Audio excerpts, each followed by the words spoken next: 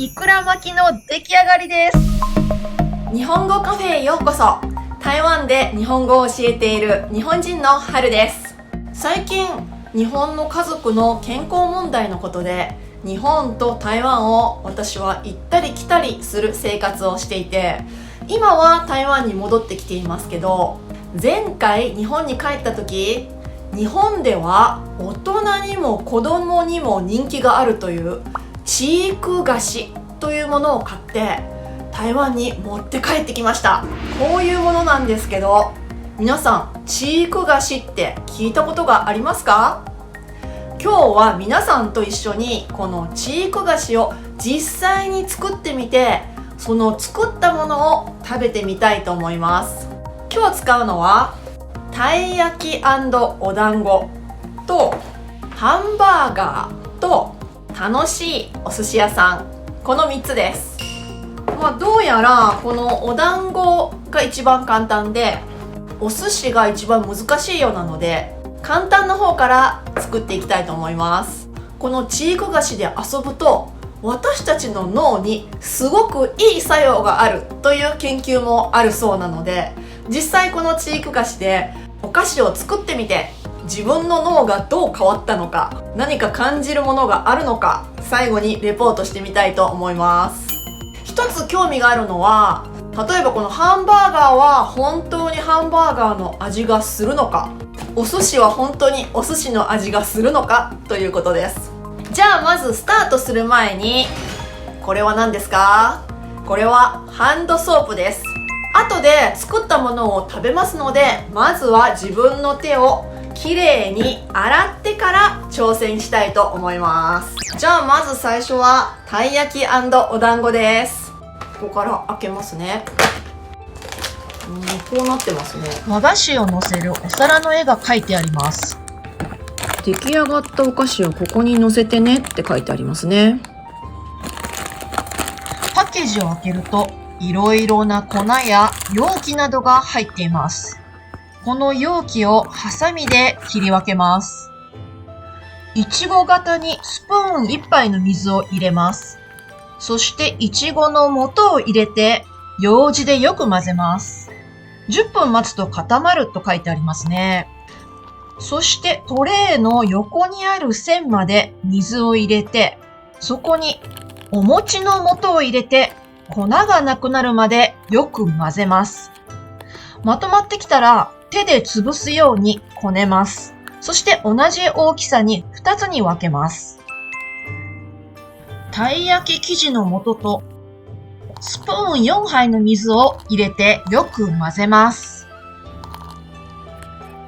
お餅は別のところに入れておきましょう。できた生地を2つのたい焼き型の横の線まで入れます。そして電子レンジで約40秒チンします。トレイにスプーン2杯の水とチョコレートクリームの素を入れてよく混ぜます。はじめに細長く伸ばそう。この形の通りにするのは難しいですね。大福餅の真ん中にチョコレートクリームを乗せます。いちごをようじで型から取り出します。いちごをチョコクリームの上に乗せ、餅の両端をつまむように持ち上げて、ぎゅっと包みます。そしてお皿に盛り付けます。たい焼きの周りにようじを差し込み、一周させて、取り出します。取り出したたい焼きにチョコクリームを挟みます。横から見るとこんな感じですね。これもお皿に盛り付けます。たい焼き型にスプーン2杯の水とみたらしタレの素を入れてよく混ぜます。みたらし団子の醤油と砂糖のすごく香ばしい香りがしてきました。3つに分けたお団子をようじに刺します。そしてたい焼き型の上で回しながらタレをつけます。これもお皿に盛り付けます。これはラムネのカップです。コップの上から1センチくらい下まで水を入れます。そしてラムネの素を入れてよく混ぜます。シュワシュワシュワと音がしますね。はい、これで出来上がりました。まずたい焼き食べてみたいと思います。私が作ったのはこんな感じですね。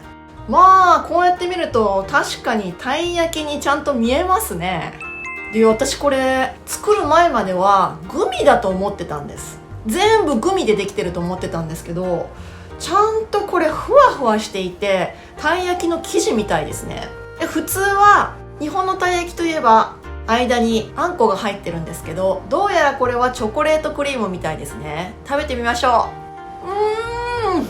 う。美味しいです。これは私が知ってるたい焼きの味とは違うけど、そうですね、回転焼きのチョコレート味っていう感じですね。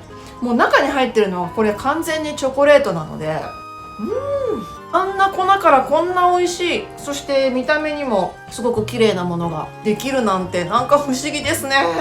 じゃあたい焼きの次は、これは私がちょっと失敗した分ですけども、いちご大福ですね。まあ見た目にいちご大福に見えないこともないんですけど、これはパクッと食べてみます。いちごだー、大福だー。これ本当にいちご食べてるみたいだし、外の部分のお餅、本当にお餅です。これはグミじゃなくて本当にいちご大福の味がします。チーク菓子には記憶力、思考力、判断力、イメージ力を強めるそうですね。今日作ってみてこのどれかが強くなったかどうかちょっと分かりません。それから自己肯定感を強くする。自己肯定感は学力向上につながるため子どもの脳にとって重要です。ある調査では自己肯定感を育てるのは家族との絆と熱中体験であることが分かっていますということですね。まあ私一人で黙々と作ってましたのであまり誰かとコミュニケーションはできなかったんですけど、はい、次はハンバーガーです。パッケージを開けるとやっぱり容器と粉が入っています。まずギザギザトレイに三角カップ2杯の水とポテトの素を入れてよく混ぜます。混ざったら指で押して平らにして、これを電子レンジで加熱します。トレイに三角カップ2杯の水とハンバーグの素を入れてまとまるまでよく混ぜます。手で丸めて丸トレイのハンバーグと書かれたところに入れ、指で押して平らにします。トレイに三角カップ2杯の水とパンの素を入れてよく混ぜます。それを丸トレイのパンと書かれた2箇所の横にある線まで入れます。これを電子レンジで加熱して冷ましておきます。ポテトが冷めましたが、あれ？硬い、切れない。これ本当は縦に切れるはずなんですけど、全然切れません。本当はこんな風になるはずなんですけれど、こうなってしまいました。トレイに三角カップ1杯の水とチーズの素を入れてよく混ぜます。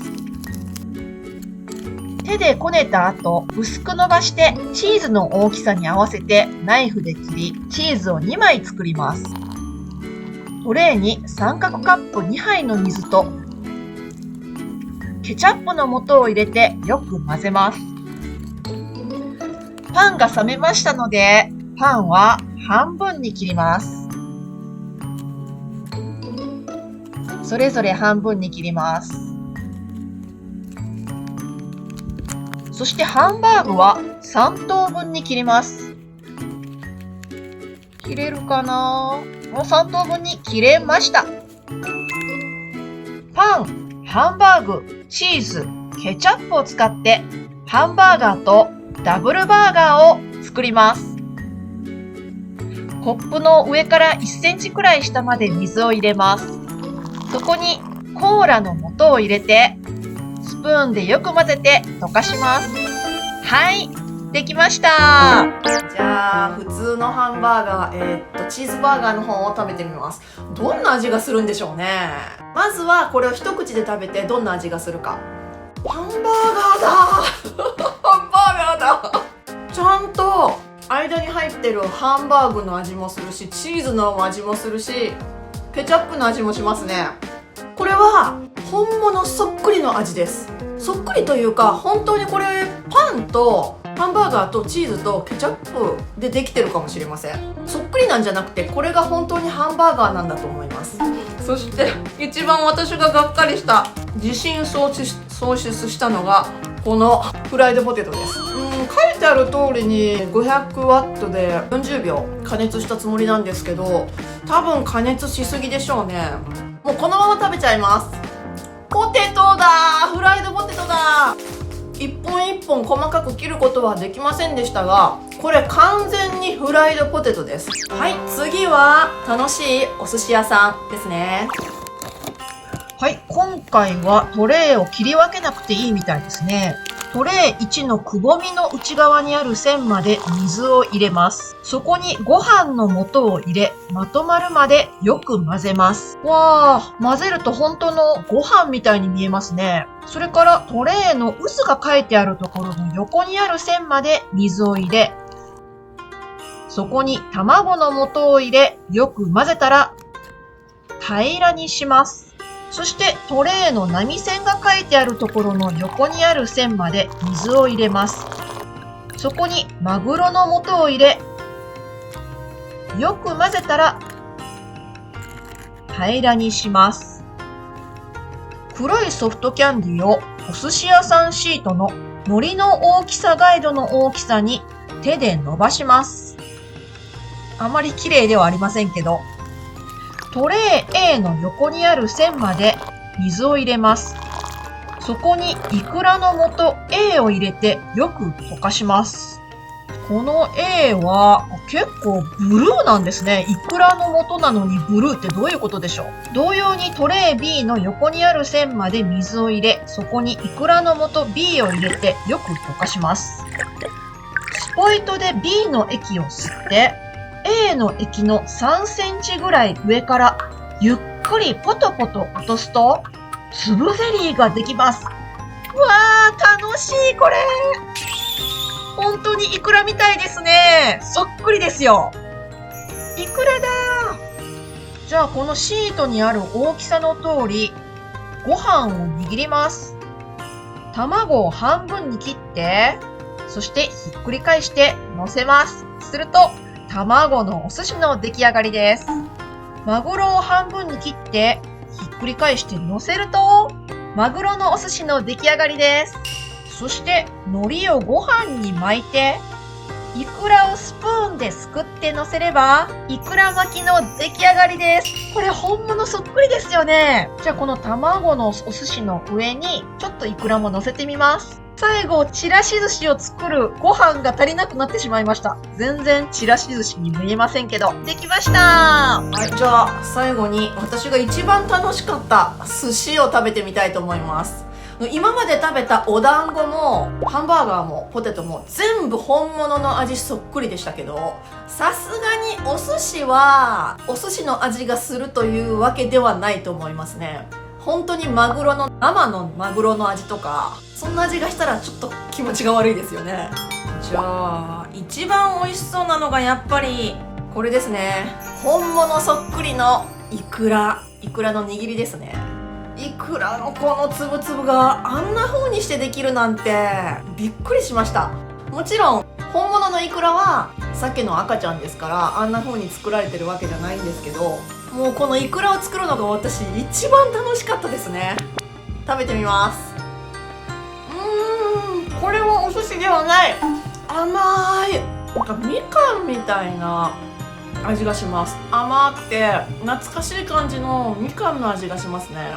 これは普通に美味しい駄菓子の味がしますね。まだちょっとイクラ残ってるんですけど、すごく色が鮮やかなんですね。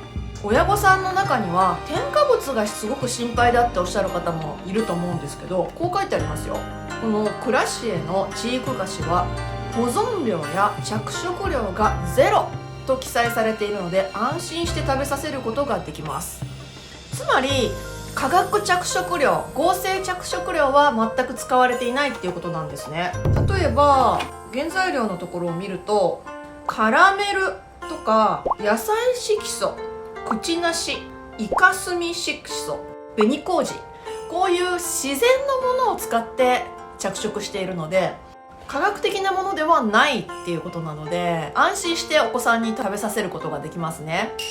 それから私のオリジナルで上にイクラを乗せましたけども、この卵味のお寿司食べてみます。これまた違う味ですね。この卵のお寿司はリンゴ味です。完全にこれリンゴの味がします。マグロも食べてみましょうか。これそっくりですよね、マグロに。そうだ、ご飯とマグロ別々に食べてみます。まずご飯は甘いソーダの味がします。そしてマグロ食べてみます。これはグレープの味がしますね。ですからお寿司だけがフルーツの味がして、それ以外のシリーズ、例えばたい焼きとかお団子とかハンバーガーは本当にそれの味がします。これも楽しいですよね。ここにこんなことが書いてありますよ。チーク菓子を作った後も集中力、つまり脳の活性化が持続する。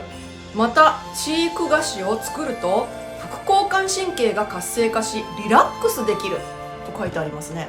どちらかというと今の私の気分は活性化してる感じがしますね。だからこのまま何か仕事を続けたらすごく効率が良くなりそうですね。